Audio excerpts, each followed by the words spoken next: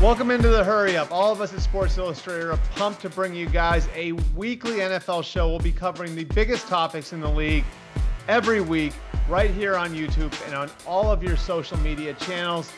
And I couldn't think of a better way to kick things off than to bring in two good friends of mine.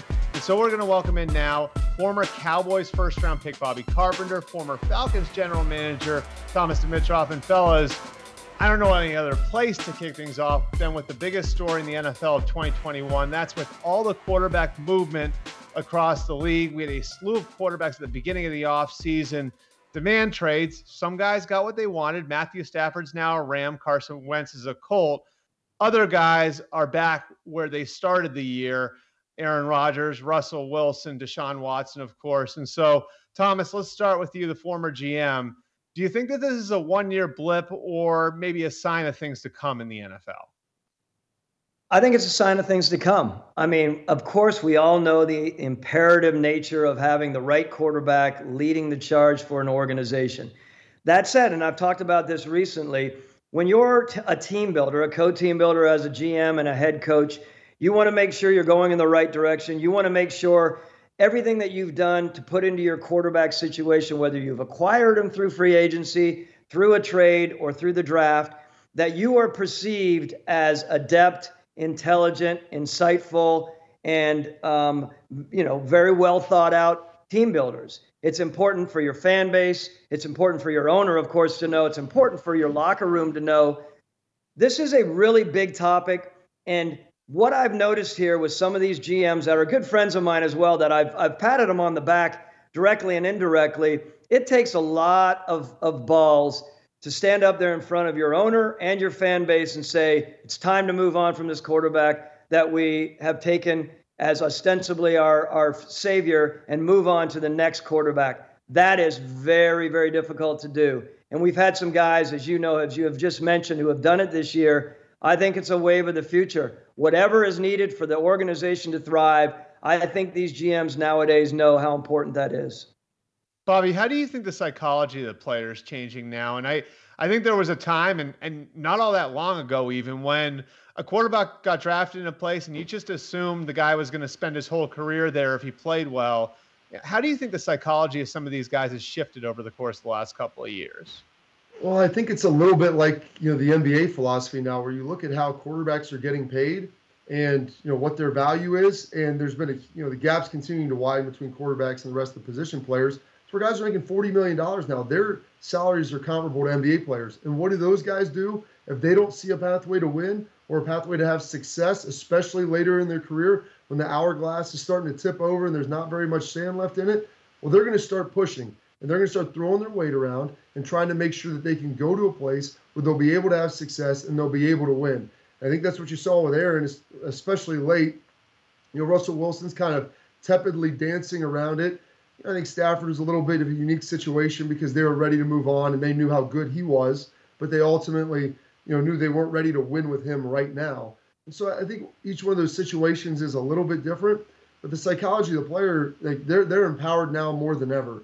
And this isn't, 20 years ago where, guys aren't going to go out there and, just do what they're told and be quiet. Like, they have a platform now to be able to reach people. I think fans are probably siding with players more than ever before. A lot of times it was always the organization.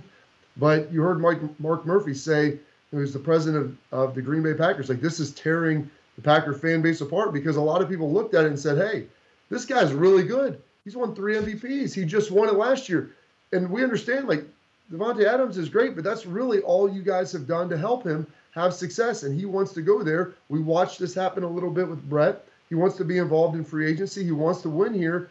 But you guys have to be able to listen and take advice from a guy who may know something. And, like, love him or hate him, I mean, LeBron James has kind of changed this for many players across industries where they have a huge influence now in the front office personnel decisions. You know what's interesting, Bobby?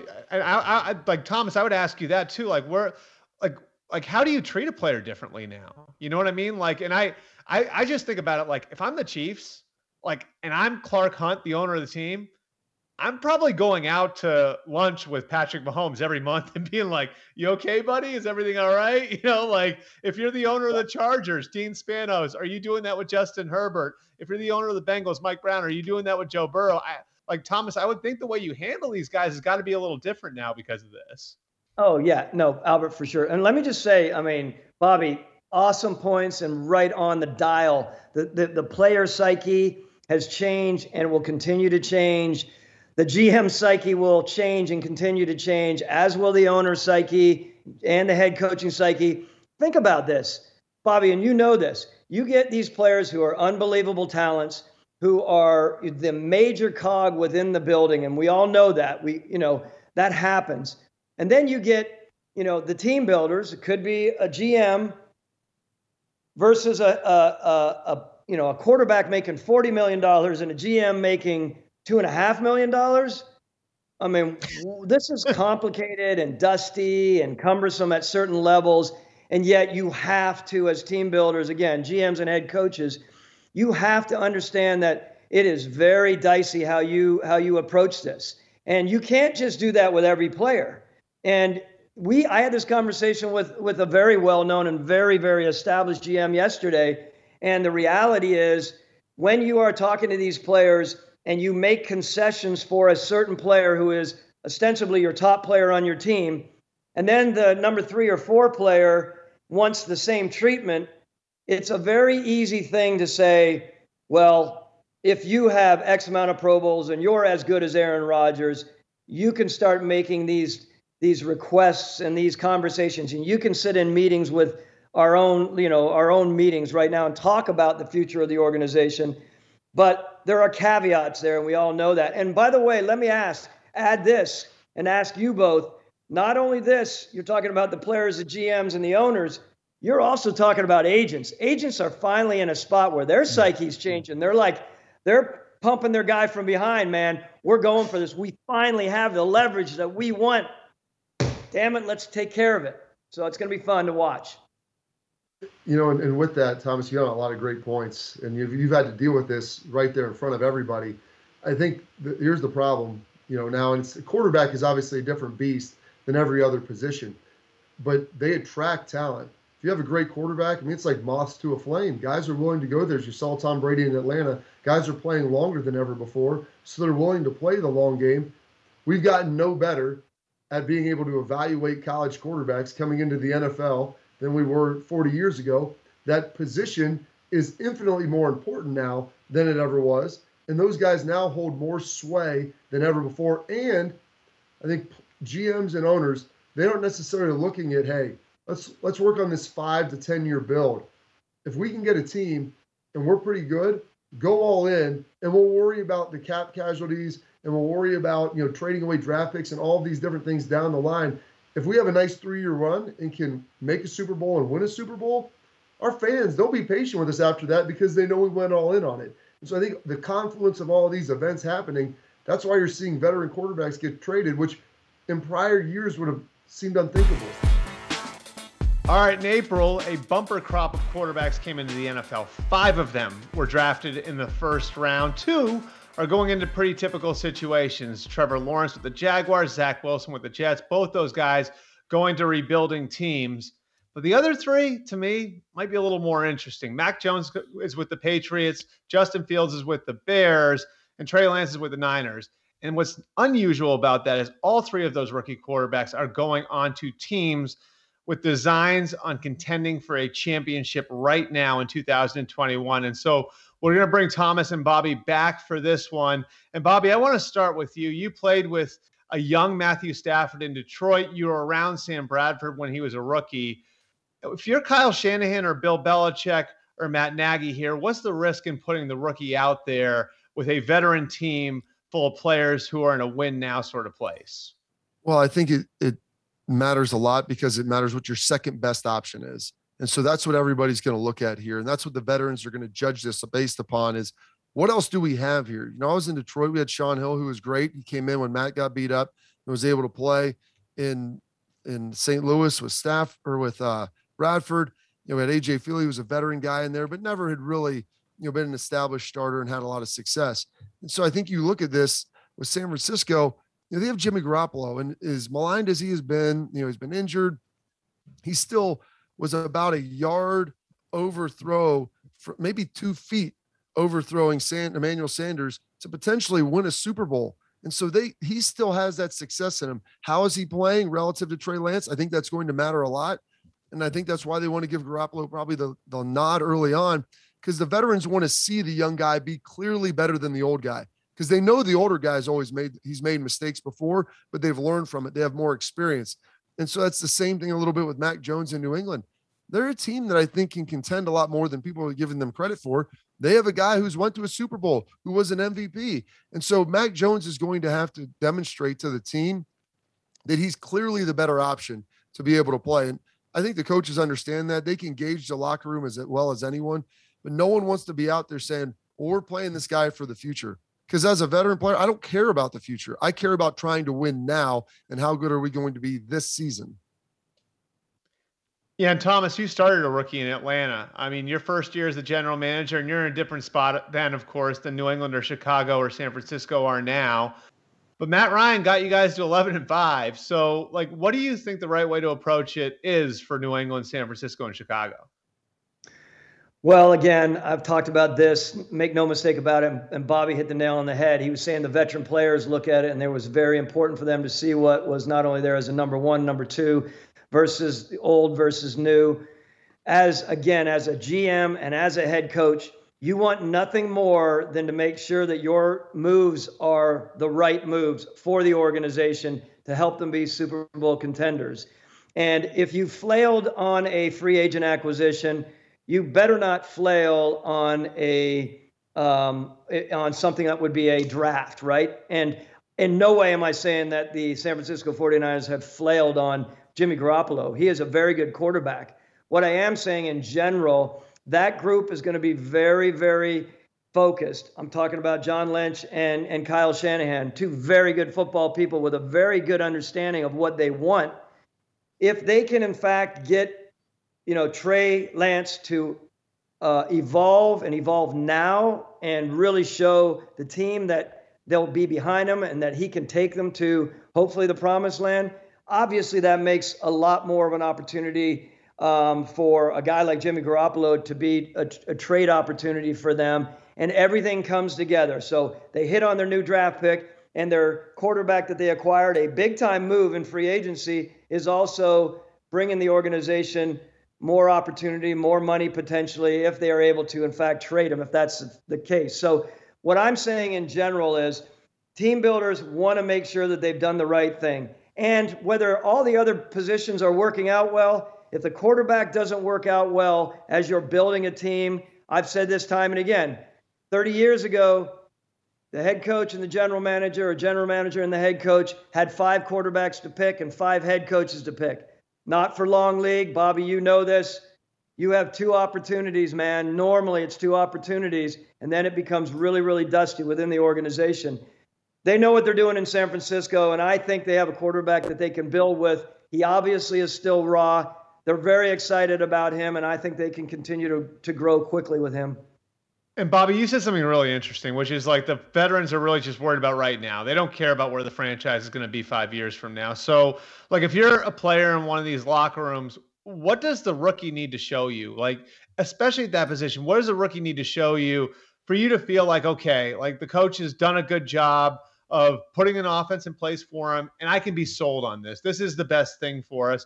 And I think that probably has to take into account too that you're going to have to ride out some ups and downs along the way. And veteran guys, they're okay with mistakes. But when you're watching it, Albert, and these guys have played, especially on the defensive side of the ball, you see a guy make a throw and you're like, yeah, that guy reminds me of this guy, and pick a Pro Bowler. And he can make a throw that the incumbent starter cannot make. And you're like, okay, is he poised? Do you watch him when you go in competitive situations, 3rd down, 2 minute? Does he get rattled? Can he identify blitzes? You understand there will be mistakes, but some of these guys can just absorb information and process it so much faster. And if you have a guy that can do that, you understand hey, he's going to make a mistake or two, but he's good enough to overcome that. And we can rally around him because he'll be able to make plays that at our ceiling with our veteran quarterback, we wouldn't be able to make. Thomas, how Bobby, quickly was your I was gonna say, Thomas, how quickly was your team like sold on Matt? I figured like you'd probably have some good examples of what Bobby's talking about. no, I mean, again, that's a nail on the head point for Bobby from my perspective. We came in thinking, yes, we had some people that we could grow with, but we wanted Matt to grow as soon as possible. I've said this time and again as well. Matt was an incremental leader, Bobby. You know this. He didn't come in there thumping his chest, acting like he knew everything. It was from year to year, play to play, series to series, down to down, whatever it was. Matt had a really good understanding where he didn't have people and veterans on their heels thinking, this jackass thinks he knows everything. That wasn't it with Matt. He grew, and he grew well and evolved, obviously through that first season and all the way through. Remember, gentlemen, I think it's really important, and again, Bobby does know this because he played in the league as an adept, very good defensive player. These defensive coordinators in this league are really, really intelligent building their defense and causing mayhem for a young mind. I don't care how smart they are, on or off the field. Believe me, they're going to be coming full force trying to trick up and throw everything at these new quarterbacks. And if you have a quarterback that has a really sound mind about them and doesn't get pushed around and doesn't have the mental side where they're grasping all the time, then I think they have a fighting chance. If you have a weak quarterback mentally, that becomes complicated given the intelligence of these defensive coordinators in today's NFL. Yeah, I want to sneak one last thing in there with you guys, because I think this is an interesting point. Look at the guys who've really kind of flashed early in their careers of late: Patrick Mahomes, Josh Allen, Justin Herbert. And what's sort of interesting about that to me, all these guys have some sort of superpower physically, right? So, like, just playing off of what Thomas just said, Bobby, do you think maybe it's at the point now where it's so hard to play quarterback in the NFL that at a young age, you at least need to have that escape hatch where there's something physically that you can do to make it right, even if things are wrong? I think that is big, especially if you have an offensive line that can be shaky, where you can either just gun it in somewhere because your arm is so strong, or you have the ability to have some pocket awareness and some level of elusiveness. You don't have to be, Lamar Jackson out there, but there has to be some ability to escape and extend a play on third down where you're sitting there on the sideline as a defensive guy and you see your teams in 3rd and 7, 3rd and 8, and it's like, all right, punt alert. Like, we know we can't pick that up. They're going to bring pressure. We won't be able to win. And, there's nothing that can be done to extend the play. So I don't know if you necessarily need that like crazy superpower, because I think Joe Burrow is someone who's just really good at a lot of stuff and doesn't have like the crazy strong arm, isn't a crazy athlete. But I guess his superpower is like he's a phenomenal worker and a great processor. So guys see that and you're like, yeah, we just brought this exotic blitz. And the second time he saw it, he knew exactly what it was. And you're like, you can win with that. Our third and final topic this week, the highest impact newcomer in the NFL, non-quarterback division. If we were including the quarterbacks, I think there'd be some obvious answers. You could go Trevor Lawrence in Jacksonville. I personally think Matthew Stafford might wind up winning league MVP, and I don't think I'm the only one on this call that feels this way. So we're going to go non-quarterback division, highest impact newcomer in the NFL. Bobby, kick it off. All right, so I'm going to go to the defensive side of the ball, and I'm going to start with a team that was pretty good last year, but obviously wasn't great in the back end, and that's the Cleveland Browns. They had a great pass rush, decent linebackers offensively. They played really well the last 12 to 13 games this season. Their big issue was their inability to get stops on the back end, and they had a patchwork back there. Denzel Ward got banged up and hurt towards the end of the season. Greedy Williams was out all year. They drafted Grant Delpit as well at safety, and they were just struggling mightily. So what do? They go to a team with a great defense. They pluck their leader out of there, a guy who's probably a lot more important than most people think. Outside of Aaron Donald, I'd probably say he's the second most important on that guy on that Rams defense, and that's John Johnson. He'll be the one that will help to bring stability to that secondary. They also drafted Greg Newsome, the rookie out of Northwestern, who's very talented, and to have a veteran piece back there that will be able to tell some of these younger guys what to do to direct traffic, what to expect. That's invaluable leadership, not to mention that the guy's going to be pretty good at ball hawking back there when he's playing middle of the field. But I think his leadership will be invaluable for this Cleveland Browns team who's trying to take that next step. And he has been a guy who's taken that next step with the Rams organization. That's a great point too, Bobby. How heady that guy is. Like, you're already seeing it in Cleveland. I think they're going to be relying on him a lot to be the traffic director back there in the secondary. Thomas, who are you taking? All right. Well, I am going to stay in the same division. I'm going to stay with the Baltimore Ravens, and I'm going to talk defense as well, Bobby.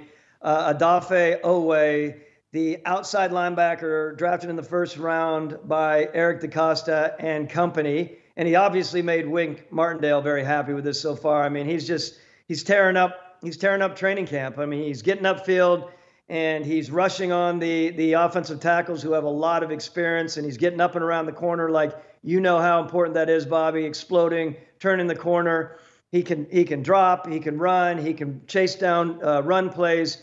This guy, though raw coming in, as a lot of people thought, and there were some of the critics out there suggesting that he might be too raw to take too early in the draft. He's obviously showing, and it's early. We all understand that right now. But I think what he's going to do for this Ravens defense, while they have some older guys still there, they can work with them and bring them along. But I don't think it will be too long before he's making a lot of big-time impact within the Baltimore Ravens organization. Okay, good pick. And it's going to be interesting to see how they maximize his athleticism, no doubt.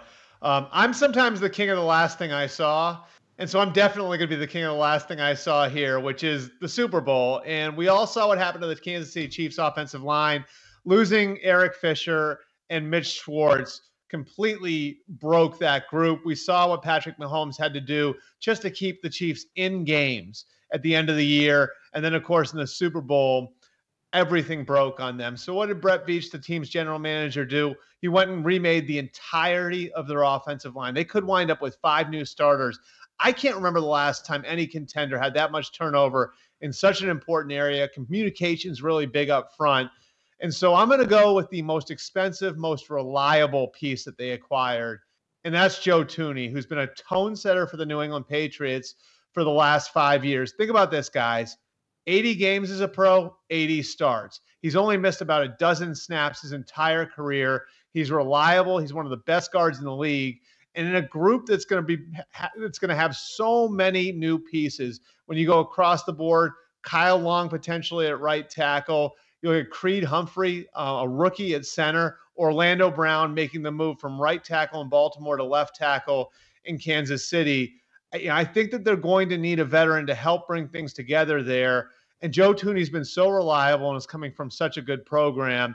He's the guy I look at with where you can say both on the field, he's going to have to make an impact, but off the field, he's going to have to make an impact in helping bring those guys together too.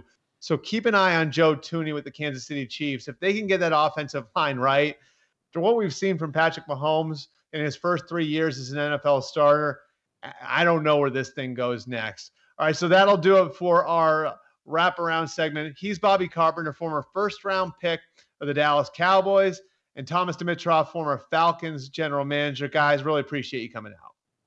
Thank you, Albert.